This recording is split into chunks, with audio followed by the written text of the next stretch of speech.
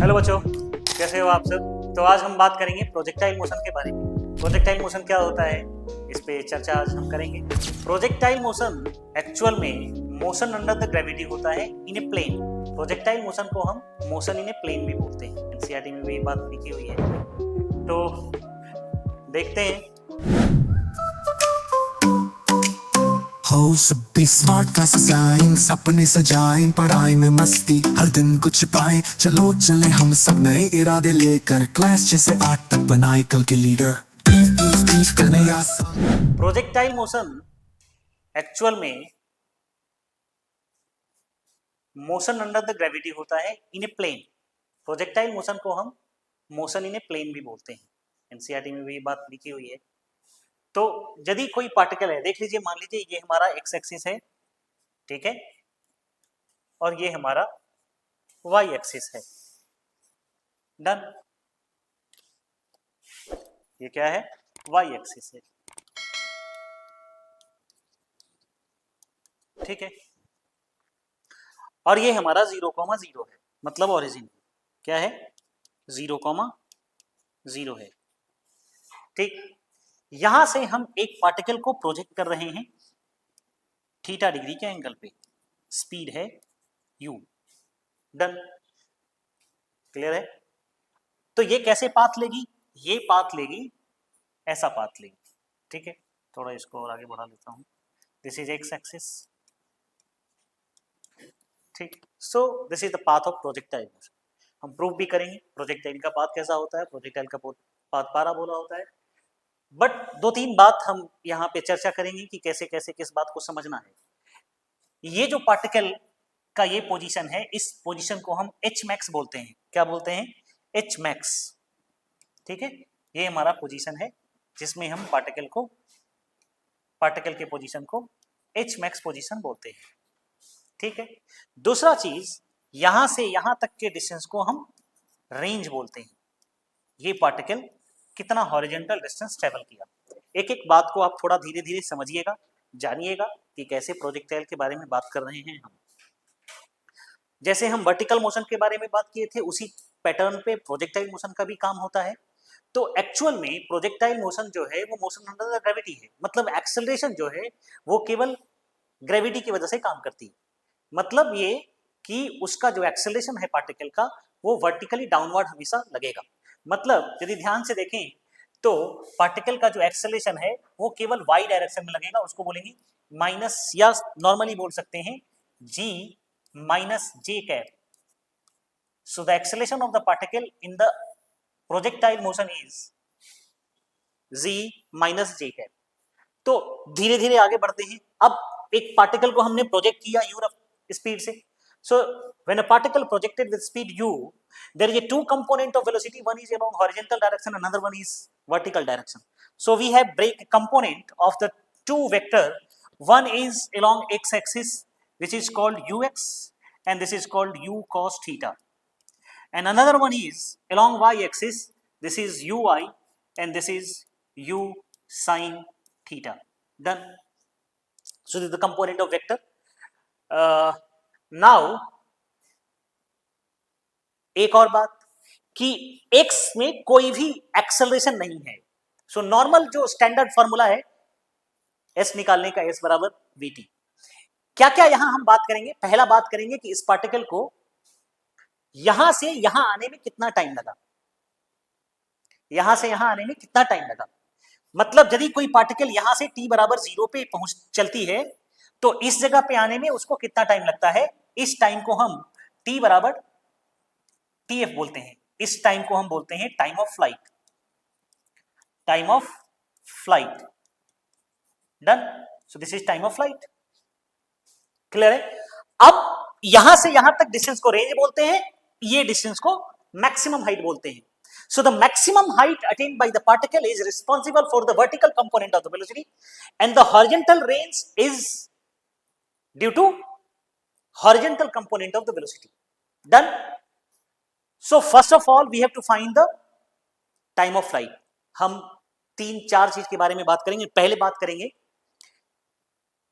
Time of flight के बारे में, फिर मैक्सिमम हाइट के बारे में, फिर रेंज के बारे में, और फिर बात करेंगे हम इक्वेशन ऑफ प्रोजेक्टाइल के बारे में इतना बात करेंगे, फिर धीरे धीरे आगे बढ़ेंगे।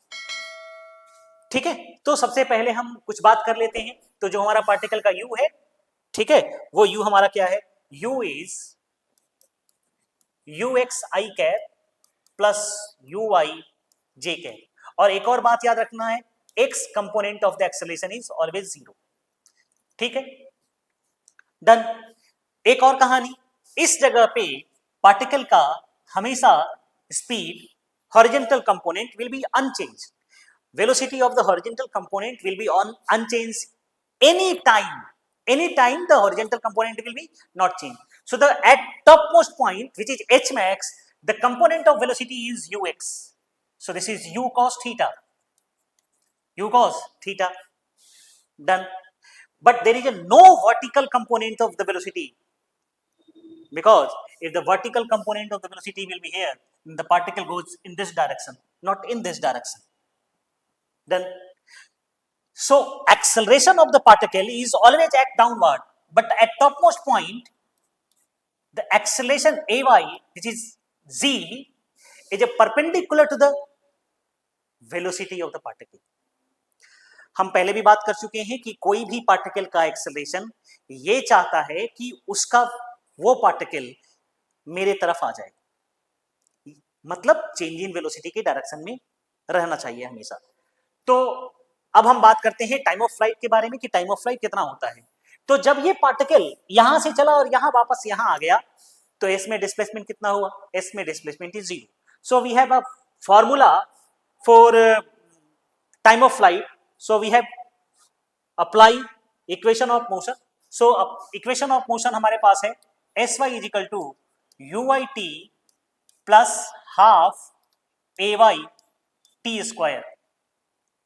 So Sy is 0, this is Uy into t plus half Ay is minus g into t square. So this is 0 and this is Uyt minus half gt square. So t is common, so we have taken common. So this is Uy minus g by 2 into t. So this implies this is equal to 0. So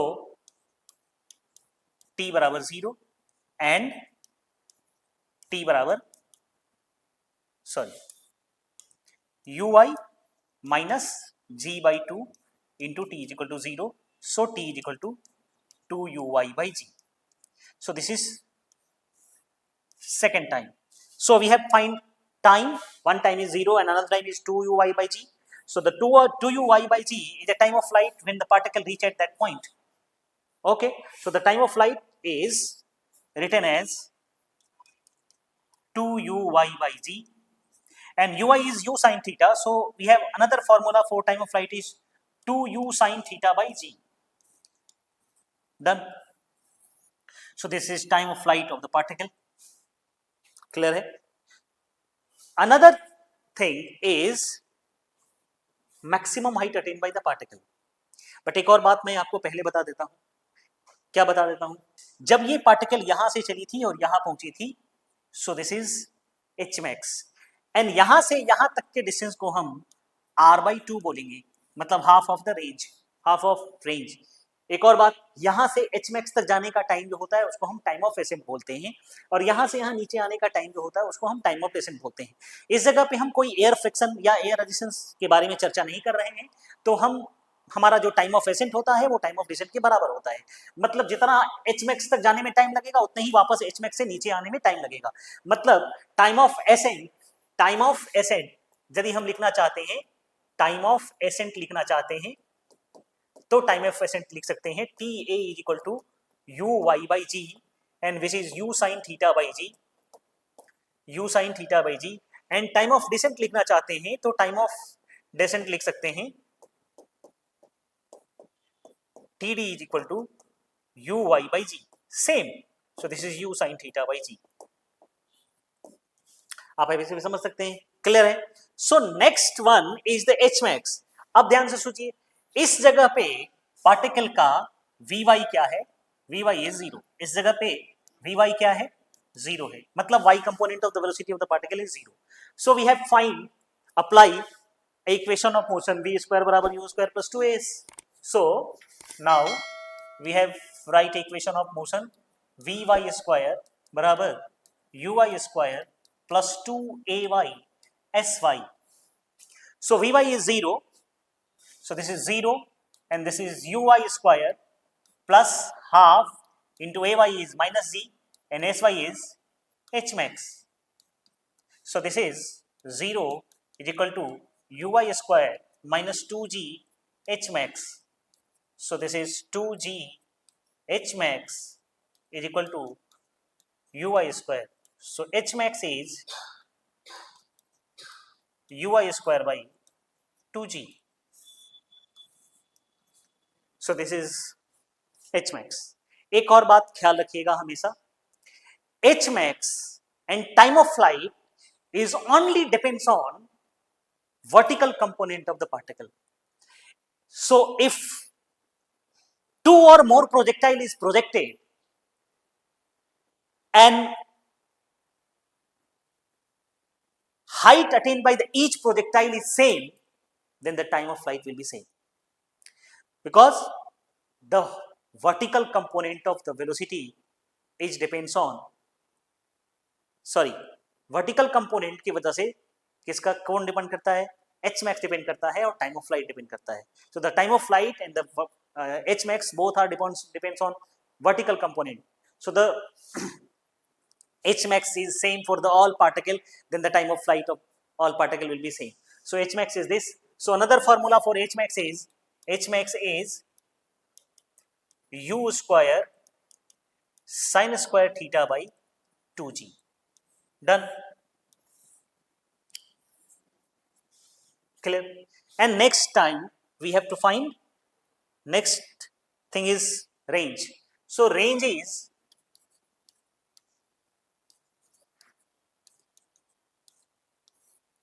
r. R is range of the particle, which is horizontal displacement of the particle. So if we have a horizontal displacement of the particle, then we have to take u and t. So range is velocity into time, because acceleration is uphill. So we can write Sx is equal to Vx into time of flight. So Sx is r and this is Vx. Vx is ux and time of flight is 2uy by g. So the range of the projectile is 2ux uy divided by z. So another formula for, we have put the ux is equal to u cos theta and uy is equal to u sin theta. So the r is 2 into u cos theta into u sin theta divided by z. So the range of projectile is r is equal to u square into 2 sin theta cos theta divided by z. So the r is, so we have formula for 2 sin theta into cos theta is sin 2 theta. So the r is u square sin 2 theta by z. So we have another formula of range. We have find, one is 2ux uy divided by z and another one is u square sin 2 theta by z. First of all, we have to find h max, but we cannot find here r max. So we can find r max. So r is u square sin 2 theta by z. So if u is constant and z is constant, the r is depends on sin 2 theta. So for maximum range, sin 2 theta is maximum. Sin 2 theta is maximum, and so sin 2 theta is 1. So the max, because the maximum value of sin theta is 1. Maximum value of sin theta is 1. So sin 2 theta is sin pi by 2. So 2 theta is pi by 2. So theta is pi by 4. So the range of particle is maximum at pi by 4. This is 45 degree. First of all, we have to check if theta is in between 0 to pi by 4, the range increases. If theta is in between 0 to pi by 4 range increases. Done. If theta is equal to pi by 4, this implies range is maximum. Range is maximum. And if theta is greater than pi by 4, this implies range decreases. Okay. So the range, maximum height, time of flight, and another one is equation of projectile motion. So the how projectile travel. So equation of projectile we have find in this way. First of all, we have to take a coordinate at any time t. So we have take a coordinate of the particle when at time t is x comma y. Okay. So the x is this, and y is this. So this is x, so this is y, and this is x. Okay, done. And the time at that point is t. So we have to find equation of projectile motion. So we have write equation of projectile motion. So at any time t, at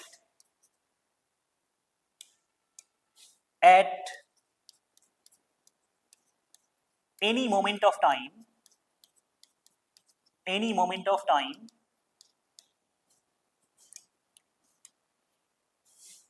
x is equal to ux into t. Because along x-axis there is no acceleration, so displacement of the particle is velocity into time. Done.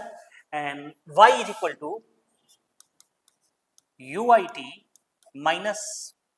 plus half ayt square. Okay. So we eliminate the t from equation 2. So I have write y is equal to ui into, this implies t is equal to, we have write x by ux. So this is x by ux plus half into ay. So the ay is, we have write minus g into t square. So t square is written as x by ux ka whole square. Done. So we have write y is equal to ui by ux into x minus g by 2 x square by ux square. Done. So this is the equation of projectile. We have explained more. So this is quadratic form. So we have equation of projectile is parabola. And further we have write y is equal to u sin theta divided by u cos theta into x minus g by 2 into x square divided by u square cos square theta. Okay. So u is cancelled out. So y is written as x tan theta minus gx square divided by 2u square cos square theta. So another form of the projectile motion of equation is this.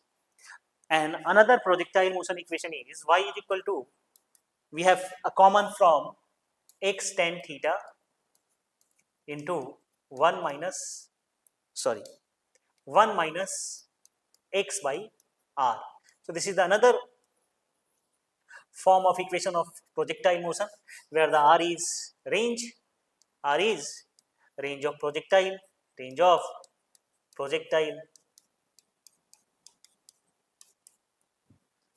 तो इतनी बातें हो गई, क्या क्या हो गई, कैसे प्रोजेक्टाइल का टाइम ऑफ फ्लाइट निकालते हैं, कैसे मैक्सिमम हाइट निकालते हैं, कैसे रेंज निकालते हैं, क्लियर है, कैसा उसका इक्वेशन का होता है, तो पैराबोला नेचर होता है, कुछ और बातें करता हूं, ध्यान से समझना। क्या क्या बातें करेंगे, यहीं पे आ जाते हैं। इसको फिर से दोबारा इस फिगर को समझते हैं कुछ कुछ बात। इस जगह पे एच मैक्स पे पार्टिकल का वेलोसिटी मिनिमम होता है। क्या होता है? वेलोसिटी मिनिमम होता है, क्योंकि यहां पे केवल एक्स कंपोनेंट होता है, वाई कंपोनेंट नहीं होता। तो इस जगह पे पार्टिकल का v क्या होता है? v होता है मिनिमम। यदि इस जगह पे v मिनिमम हुआ तो kinetic energy of the particle is also minimum. रफ्तार पे डिपेंड करता है kinetic energy. Kinetic energy depends on velocity of the particle when the mass of the particle is constant. So the potential energy is minimum. So potential energy, sorry, kinetic energy is minimum. So potential energy is maximum. So projectile में ये बातें भी हम कर सकते हैं कि particle का पोटेंशियल एनर्जी इस जगह पे मैक्सिमम होता है, इस जगह पे काइनेटिक एनर्जी मिनिमम होता है, वेलोसिटी का पार्टिकल का मिनिमम होता है।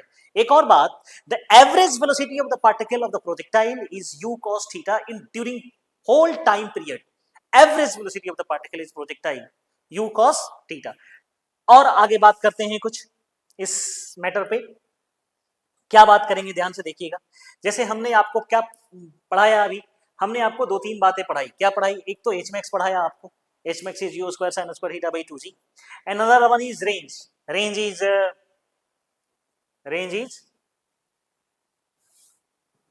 You square sine 2 theta by g।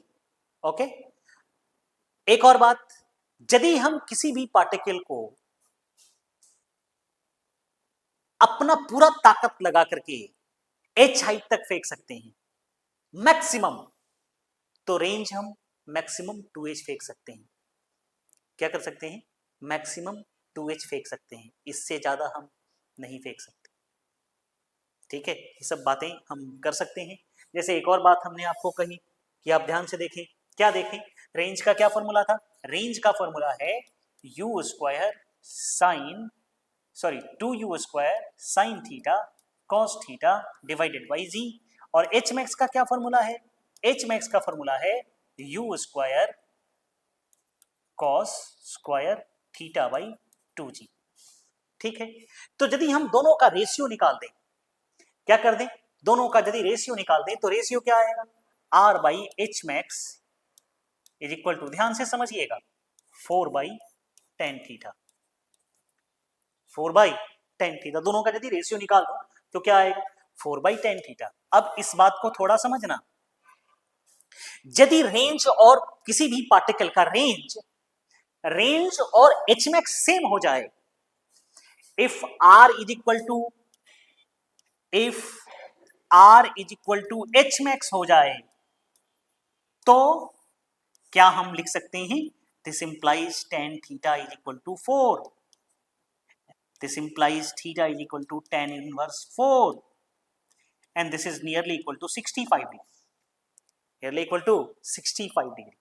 So ये भी एक हमारा कॉन्सेप्ट है। हमने क्या बोला? एक पार्टिकल को आपके पास जितना ताकत है, you have maximum power to throw the particle of height h, we have maximum range is 2h। So इससे ज्यादा हम पार्टिकल को नहीं फेंक सकते। क्लियर है? तो ये बेसिक बातें हैं प्रोजेक्टाइल के बारे में। नीट में बहुत आसान क्वेश्चंस आते हैं, जेई में भी आसान ही आते हैं, बट कुछ क्वेश्चंस ऐसे होते हैं जो प्रोजेक्टाइल के अच्छे होते हैं, हम उसके बारे में बात करेंगे। बट एकदम बेसिक के क्वेश्चंस आपसे करता हूं आज के क्लास खत्म करने से पहले, कि यदि कोई पार्टिकल है और उसको हमने फेंका है 50 मीटर पर सेकेंड से, एंगल है 37 डिग्री। कितना डिग्री? 37 डिग्री। बताइए टाइम ऑफ फ्लाइट कितना होता है, रेंज कितना होता है, मैक्सिमम हाइट कितना अटेन करेगा? तो दो चीज लिख सकते हैं, इधर का रफ्तार कितना, दिस इज ux, तो ये पार्टिकल ऐसे प्रोजेक्टाइल करेगी, तो ux बराबर क्या लिख सकते हैं?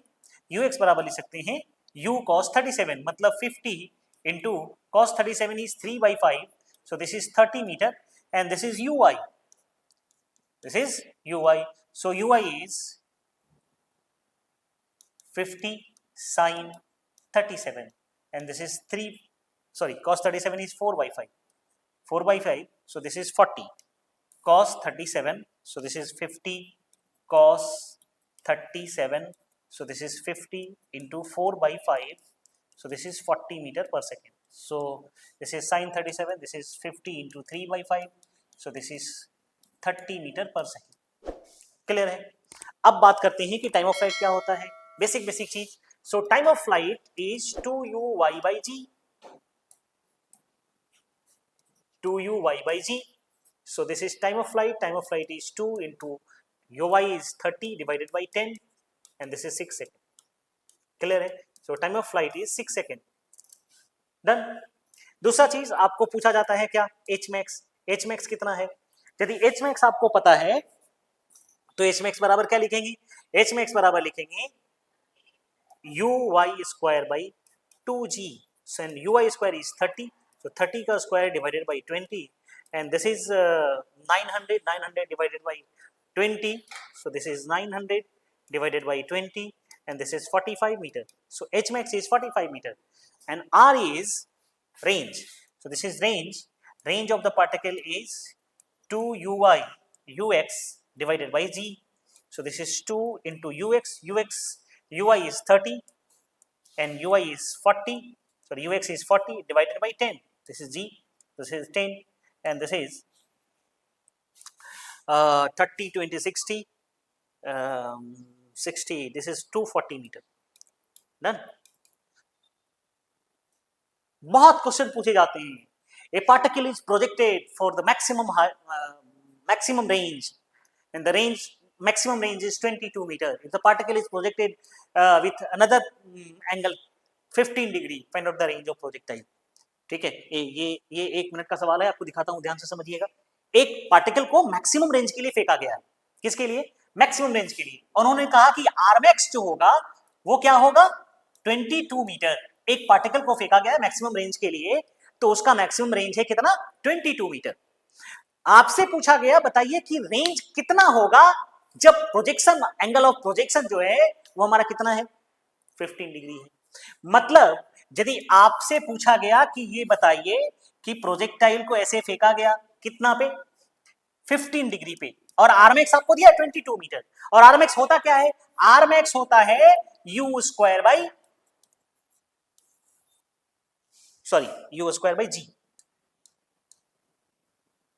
u square by ji.